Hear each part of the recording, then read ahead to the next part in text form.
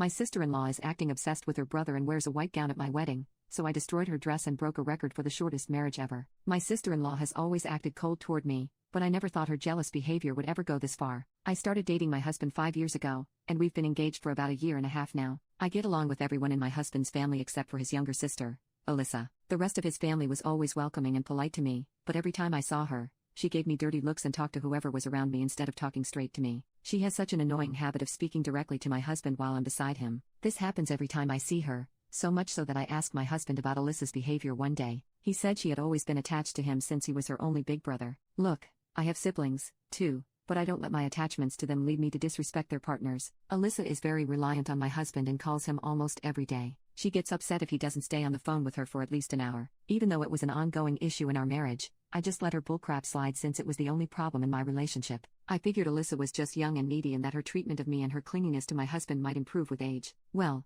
it looks like I was completely wrong because the minute my husband and I got engaged, her behavior got 100% worse. For example, when my husband and I held a dinner at our house to announce our engagement, Alyssa burst out in tears when we shared the happy news. Mind you, this is a 20-year-old woman crying her eyes out at my dinner table, saying that she was never going to see her big bro again at one point. She even said, she doesn't deserve this crap. My husband's mom just took her home after congratulating us, but she ruined the entire dinner out of selfishness. During the wedding planning, Alyssa would act the same, self-absorbed way if I tried to include her in anything. I tried to invite her to try on bridesmaid dresses, but she spent the whole time texting my husband and FaceTiming her friends at full volume. It was ridiculous. She was in the dress shop surrounded by my friends and me, and she talked loudly on the phone to her friends about how effing bored she was and how she would rather be anywhere else. I started to get incredibly annoyed with Alyssa's worsening treatment of me, so I stopped including her in anything until the wedding. After she wasn't invited to my bachelorette party, she called my husband sobbing, claiming that I was bullying her. I overheard this call, and hearing my husband baby his grown sister over the phone made my skin crawl.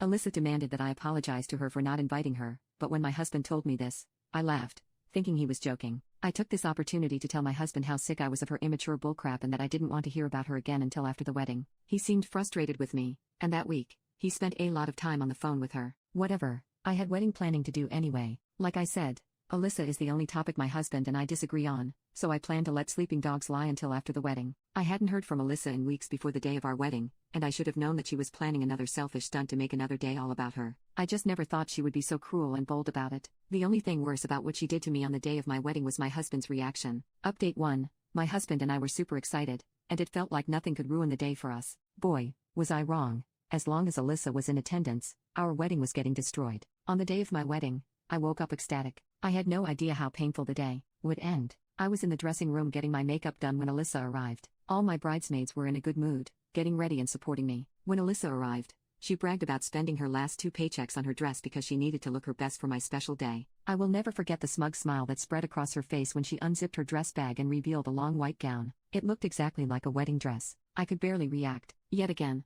Alyssa was trying to steal my thunder, and I was shocked at her audacity. Before I could respond, my maid of honor, also my best friend, started lying to her. She screamed at Alyssa for thinking she could wear a wedding dress to her own sister-in-law's wedding and called her a selfish, crazy bitch. Alyssa looked at me and said, "Are you gonna let her talk to me that way?" I said, "Yup." Alyssa grabbed her dress and ran out crying like a child. I texted my mother-in-law to ask her to get her under control, and she said she would try to find her. I figured that was the end, though I was sorely mistaken. I didn't see any of my wedding guests until it was time for me to walk down the aisle. I wish I had double-checked that Alyssa had changed or gone home because she wholly ruined this moment for me. They opened the curtains for me to walk out, and of course, the very first thing my eyes went to was Alyssa, standing in the front row with her ridiculous white gown splayed out over the other guests' feet. When I met her gaze, she gave me that same smug, hateful smile, knowing I had no choice but to continue the ceremony with her standing in a wedding dress. Update 2.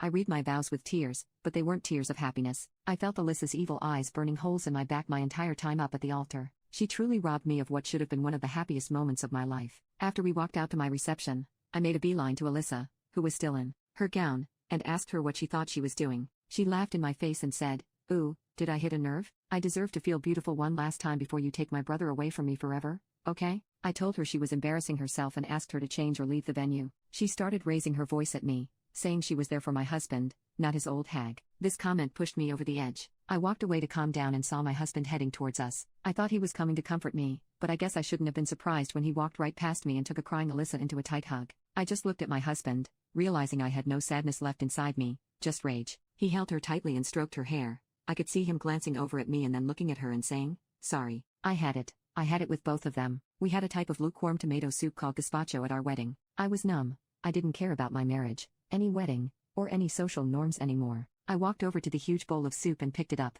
I carried it over to Alyssa and my husband, and I tossed the entire bowl over both of them. Alyssa screamed at the top of her lungs as the soup destroyed her big gaudy dress. I would have burst out laughing if I hadn't been so numb. My husband yelled at me and immediately started cleaning his sister off. I just turned on my heels and walked out of my wedding. I took an Uber to a hotel and turned off my phone. It was one of the most depressing moments of my life, laying there on the crappy hotel bed in my wedding dress. The only thing I could do was cry. I knew I had flown off the handle and made a scene, but as soon as my husband walked past me to comfort his sister, I knew our relationship was over anyway. I'm going to reach out to my friends and a divorce lawyer tomorrow. I may have broken a record for the shortest marriage ever.